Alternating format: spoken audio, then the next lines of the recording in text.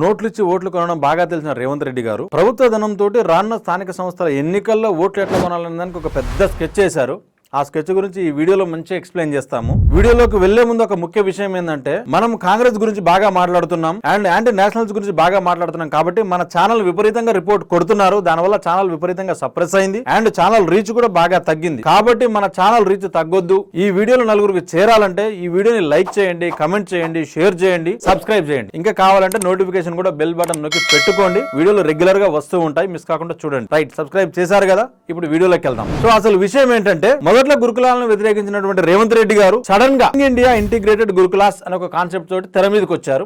అదేందో చూద్దాం. 200 కోట్లు, 25 ఎకరాల భూమి, 58 నియోజకవర్గాలు, 11,600 కోట్ల బడ్జెట్. ఈ బడ్జెట్ తోటి 58 నియోజకవర్గాల్లో ఇంటిగ్రేటెడ్ గురుకుల స్కూల్స్ అనేవి ఓపెన్ చేస్తామని చెప్తున్నారు. అయితే రేవంత్ రెడ్డి గారిని అడిగేది ఏంటంటే, ఈ విషయంలో అయ్యా రేవంత్ రెడ్డి గారు మొదట్లో మీరు గురుకులాలను వ్యతిరేకించారు. గురుకులాల వల్ల ఒకటి కాస్ట్ సిస్టమ్ అనేది పెరిగిందని, రెండోది గురుకుల వ్యవస్థ వల్ల పిల్లలు తల్లిదండ్రులకు దూరమై మానసిక ఇబ్బందులు పడుతున్నారని మాట్లాడారు. మరి ఇప్పుడు మీరు తీసుకొచ్చే గురుకుల సిస్టమ్ వల్ల పిల్లలు తల్లిదండ్రులకు దూరం కారా, కాస్ట్ సిస్టమ్ అనేది తగ్గుతుందో ఒకసారి చూద్దాం. కానీ అసలు ఈ 11,600 కోట్లు ఏం చేస్తారు అనేది అసలు పర్పస్ నేను ఎక్స్ప్లెయిన్ చేస్తా. అంటే వీళ్ళు చెప్పేది చేసేది ఇప్పుడు రెండు నేను ఈ వీడియోలో చెప్తా, ఒకసారి చూడండి. ఎప్పుడో 1971లో పివి నరసింహారావు సమయంలో ఈ గురుకులాలు వచ్చినాయి. మరి అప్పటి నుంచి ఇప్పటి వరకు గురుకులాల్లో పనిచేస్తున్నటువంటి చాలా మంది సీనియర్లు ఉన్నారు. ఏ సీనియర్ల నుంచి అన్నా కానీ, ఎంఈఓల నుంచి కానీ, డిఈఓల నుంచి కానీ, లేదా ఉపాధ్యాయ సంఘాల నుంచి కానీ, ఇతర నిపుణుల నుంచి కానీ అభిప్రాయ సేకరణ చేశారా? అభిప్రాయ సేకరణకు ఒక కమిటీ వేశారా అంటే లేదు. మరి ఎందుకు వేయలేదు? వేస్తే ఏమైందంటే, వాళ్ళ అభిప్రాయం వ్యక్తపరుస్తారు. వాళ్ళు ఇచ్చే రిపోర్టు నువ్వు తీసుకున్న నిర్ణయం తుగ్లక్ నిర్ణయం అని చెప్తారని నీకు తెలుసు కాబట్టి ఎవరికి చెప్పకుండా నువ్వు ఉటావుటిన ఈ యొక్క పని మొదలు పెట్టినావు. రెండవది, మాకున్న పరిచయాల్లో మేము చాలా మంది ఎంఈఓలతోటి, డిఈఓలతోటి, స్కూళ్ళలో పనిచేసేటటువంటి లెక్చరర్లతోటి, టీచర్లతోటి అండ్ రిటైర్ అయినటువంటి గురుకులాల నుంచి వాళ్ళతో కూడా మాట్లాడితే వాళ్ళు చెప్పేది ఏంటంటే, ఇలా రాష్ట్రంలో పరిస్థితి ఎట్లా ఉందంటే, ఒకవేళ ఈ రేవంత్ రెడ్డి చేపట్టినటువంటి గురుకుల వ్యవస్థ గురించి మనం ఏమైనా మాట్లాడమంటే వ్యతిరేకంగా మనకు చుక్కలంటే చుక్కలు చూపిస్తారని చెప్తున్నారు. మీరు నిజంగానే గురుకులాలని ఒక కాన్సెప్ట్ తీసుకొచ్చి మీరు తెలంగాణ సమాజానికి మంచి చేయాలని అంటే వీళ్ళ అభిప్రాయ సేకరణ చేయండి. అది కూడా ఎలా చేయండి? మీరు ఒక లింక్ జనరేట్ చేయండి. అభిప్రాయాన్ని ఒక డిఈఓ వ్యక్తపరిచిందా, ఒక ఎంఈఓ వ్యక్తపరిచిందా, లేదా ఒక స్కూల్ హెడ్ మాస్టరా, టీచరా,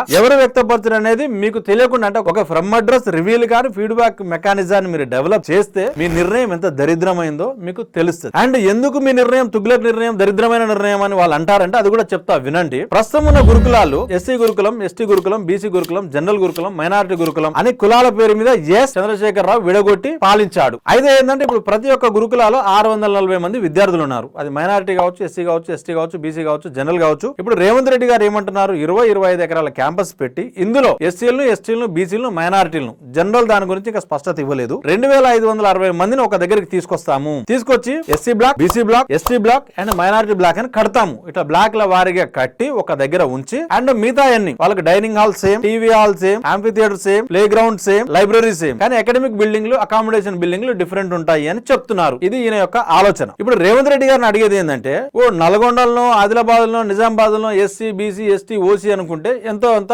ఓకే. కానీ ఇప్పుడు నువ్వు పక్కనే పెట్టి వీడు బీసీ బ్లాక్ ఓడు, వీడు ఎస్సీ బ్లాక్ ఓడు, వీడు ఎస్టీ బ్లాక్ ఓడు, వీడు మైనారిటీ బ్లాక్ ఓడు అంటే దీనివల్ల కుల వివక్షత పెరుగుతుందా, తగ్గుతుందా? కనీసం ఈ ఆలోచన కూడా మీకు చేదగాలేదా? లేకపోతే మీకు ఈ తుగ్లక్ ఆలోచన ఇచ్చిన సన్నాసి ఎవడు?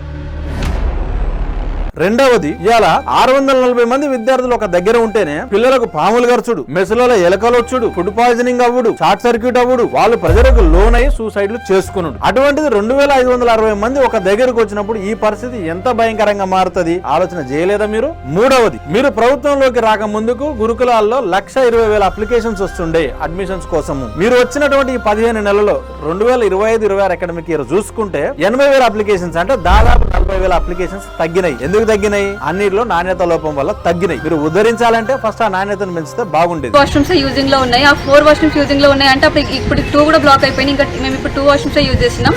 బాతింగ్ వాష్రూమ్స్ అసలు మాకు డోర్సే లేవు. ఒక 2 వాష్రూమ్స్ కి డోర్స్ ఉన్నాయి. పైన డోర్స్ ఇలా పెట్టుకొని మరి మేము బాతింగ్ చేస్తున్నాం.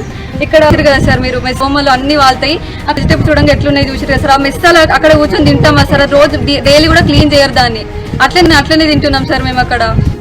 ఇంకొకటి ఏంటంటే, ఇదే గురుకులాల్లో పనిచేసేటటువంటి డిగ్రీ లెక్చరర్లు, జూనియర్ లెక్చరర్లు కూడా బయట SGT or panchayat secretary VRO ఉద్యోగం వస్తే జేఎల్డిఎల్ రిజైన్ చేసి పోతున్నారు. ఎందుకు? గురుకుల వ్యవస్థ అంత భయంకరంగా ఉంది కాబట్టి. అండ్ ఆ గురుకుల వ్యవస్థలో రకరకాల ప్రెజర్స్, నేను చెప్పా కదా, పిల్లల్ని 640 మందిని మెయింటైన్ చేయడమే చాలా ప్రెజర్ ఉంది కాబట్టి అది తట్టుకోలేక అక్కడ నుంచి వెళ్ళిపోతున్నారు. మరి 2560 మందిని ఒక దగ్గర తీసుకొచ్చి పెడితే ఎన్ని గొడవలు అయితే ఎట్లుంటది పరిస్థితి కనీసం ఊహించవా, ఆలోచించవా? వాళ్ళ వయసు ఎంత? 5 నుంచి 12వ తరగతి అంటే 12 ఏళ్ల నుంచి 20 ఏళ్ళ పిల్లలు. వాళ్ళంతా ఒక దగ్గరకు ఉంటే ఎన్ని రకాల ఇబ్బందులు ఉంటే ఒకసారి ఆలోచన చేయలేదా? మీ ఆలోచన అంతా ఏంటంటే ఇప్పుడు 2560 మంది ఒక దగ్గరకు వచ్చిర్రంటే పిల్లల గొడవ కాస్త కొట్టుకుంటారు, అది తల్లిదండ్రుల దాకా పోతుంది. ఏదో ఒక రోజు తల్లిదండ్రుల గొడవ కాస్త కుల సంఘాల నాయకుల దాకా పోతుంది, కుల సంఘాల నాయకుల నుంచి అది మళ్ళీ మీ దగ్గర దాకా వస్తుంది. అంటే దీన్నంతా ఒక దగ్గర పెట్టి దాన్ని కూడా ఓటు బ్యాంకుగా వాడుకోవాలి, సమాజాన్ని కులాల వారిగా విడగొట్టి మీ దగ్గర పెట్టుకోవాలి, సమస్యలు సృష్టించాలనేది మీద ఒక ఆలోచన. ఇంకొకటి, ఇప్పుడు మైనారిటీ పిల్లలు, ఎస్సీ ఎస్టీ బీసీ పిల్లలు ఒక దగ్గర ఉన్నారు. ఆబ్వియస్ గా వీళ్ళు ముస్లింసో క్రిస్టియన్సో వీళ్ళు హిందువులు ఉంటారు. అప్పుడు మైనారిటీ క్యాంపస్ లో గొడవ అయింది అని అంటే మైనారిటీ పోరగాలు వాళ్ళు కొట్టుకురు అంటారు. లేదా బీసీ క్యాంపస్ లోనో ఎస్సీ క్యాంపస్ లోనో గొడవ అయిందంటే వాళ్ళు కొట్టుకురు అని అంటారు. కానీ ఇప్పుడు మీరు పెట్టేటటువంటి క్యాంపస్ లో ఒక గొడవ అయింది అని అంటే ఇది మతం రంగు పులుముకోదా? లేదా ఒక బీసీ పోరానికి ఒక ఎస్టీ పోరానికి గొడవ అయింది అనుకో, ఇది కులం రంగు పులుముకోదా? వాళ్ళందరినీ పక్కన పెట్టి పంచాయతీ పెట్టాలనేదా మీ ఆలోచన? యంగ్ ఇండియా ఇంటిగ్రేటెడ్ గురుకుల క్యాంపసెస్ అని చెప్పేసేసి వీళ్ళ అసలు ఉద్దేశం ఏంటంటే మీరు సరిగ్గా గమనిస్తే ఇందులో 58లో 55 కూడా కాంగ్రెస్ ఎమ్మెల్యేలు ఉన్నటువంటి నియోజకవర్గాలు, ఎక్కడ బీజేపీ బీఆర్ఎస్ ఉన్నటువంటి నియోజకవర్గాలు కాదు. ఎందుకు ఇవి? ఆల్రెడీ మన ఎమ్మెల్సీ ఎన్నికల్లో రేవంత్ రెడ్డికి అర్థమైపోయింది ఏంటంటే కాంగ్రెస్ బతుకు అయిపోయింది.